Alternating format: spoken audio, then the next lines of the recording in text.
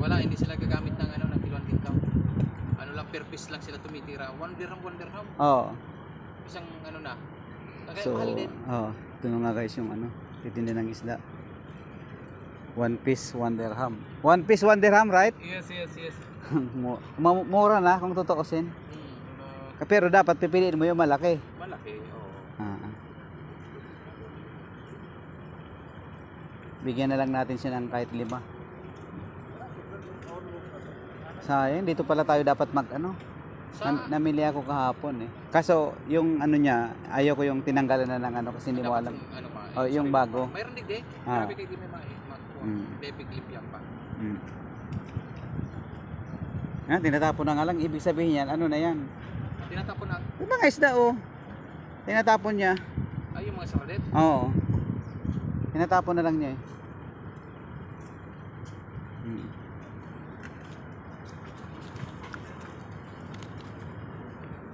My friend, I will not buy but this for you. Oh. Take. Buy pani. Yeah, for you. For you. Free. That's free. Yeah. Thank you. Yeah. What is your good name? Muhammad Jos. Okay. I will give you my number and then next time I will try to call you if someone need fish also. Okay. No, for you. Take my number.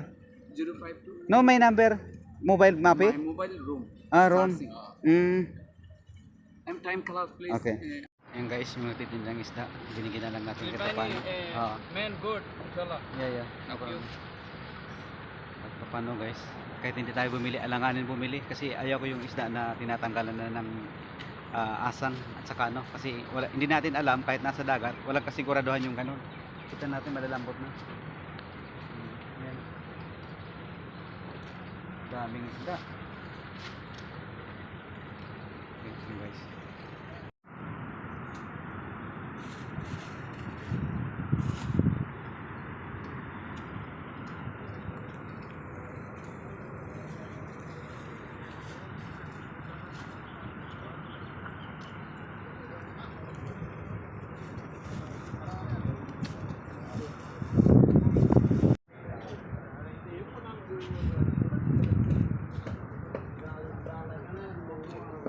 Fish.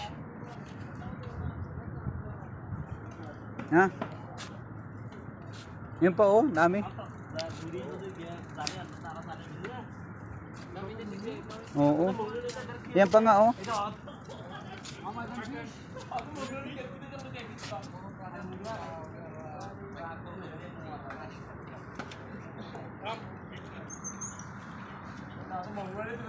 yan na nga guys, para hindi na magtinda yung isang Bangladesh, binili na ako ng isda. Yan, mga 4 na kilo siguro yan pre, ano? Sobra. Bangos po, yung matatandang bangos. Milkfish.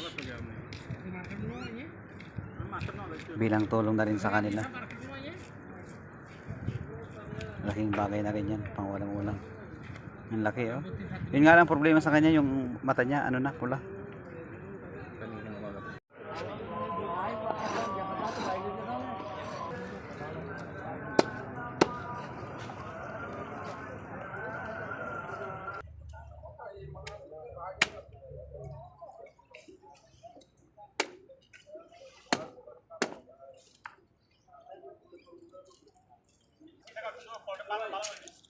Plastic.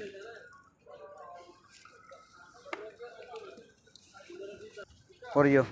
Okay? Oop. Yan guys, binigyan natin ng ano, tips man lang. Itong dalawang naglilinis. Maawa tayo, binili na lang natin yung isda. Make it half. 2 plastic. Okay. Paano nakatulong naman tayo?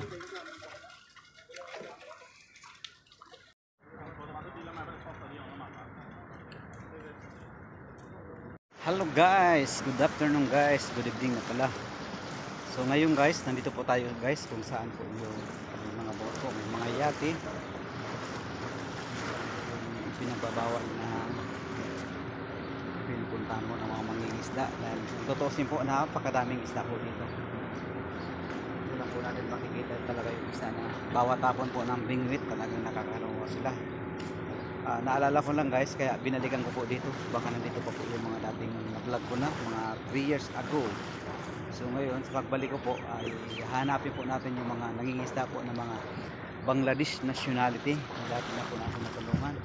Nabigyan po natin ng sapatos at grocery. Kaya ngayong araw po guys, ay nagbabaka sakali po ako. Baka nandito po sila. Hintay tayo dahil alam ko po na hindi po sila nagmamalaga dito. Every hour po ay lumilipat po sila ng ibang linya po dahil pinagbabawal po dito na palihim na pangingisda. Sila po yung mga Indian at saka Bangladesh nationality, yung mga wala pong bala. Minalikan po natin para tulungan sila at makausap po kung kumusta na po yung kanilang mga processing ng visa. Kaya guys, dito tayo ngayon. Ayan, napakaganda po dito. Napakalinis po. Talagang ang kagandahan po dito sa Bungasyon po guys, dito sa Middle East, Saudi, UAE, ay talagang disiplinado po yung mga tao. Makikita po natin yung wala man lang po ka mabasura-basura. Kahit yung mga gilid na yun guys, wala kang makikita ang basura ni isa. Linis talaga guys. Yan. Tara guys, puntahan na po natin yung mga Bangladesh at saka Indian nationality. Baka nandun pa sila sa dulo.